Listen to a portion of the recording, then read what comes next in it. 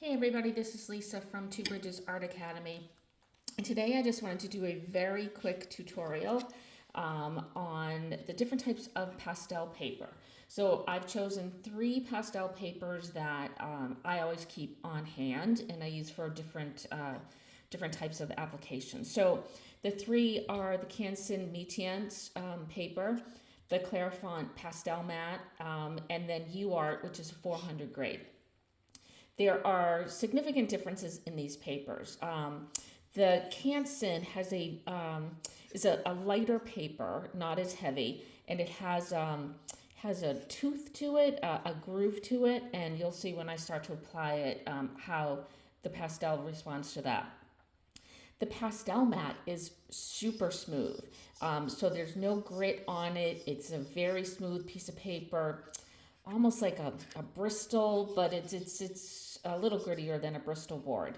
And then the UArt, this is 400 grade. Think like sandpaper. It is gritty and it's got like such a deep tooth to it. So I am going to do a few different examples. So let's just start with the Canson. So this is a new pastel, so it's a very hard pastel. And you can see when I start putting on the pastel, you can still see some of the paper through. And even if you keep layering and layering and layering, because there is such a tooth to this, you're going to continue to see that. Now, you can always smudge. Some people like that, the tooth showing through, others don't, but that is definitely something you're going to get with the Canson. If we move on to the pastel mat, look what happens when I put it down. There's not a lot of tooth. And I'm using the same kind of strength when I put it down, which is a fairly light touch. But look at how smoothly that goes down, and look at the pigment on that. So this is a really fun paper to work with. And then the UArt is very similar, but you can see it's almost like taking a lot more of the pastel. And that's why you can see here, like there's just a lot of pastel that's left over. That's why we always use an easel. But because it's so gritty, that's what happens with the UArt. I'm going to change to this is the softest pastel that you can probably get, and it's actually a super soft Sennelier pastel.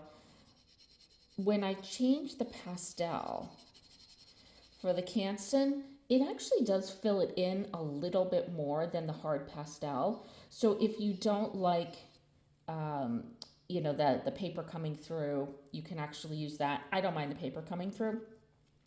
And then once you start to use the super pastels on the pastel mat and then the UArt, it really starts to show that pigmentation really strong on there. And it just takes the pastel really, really well.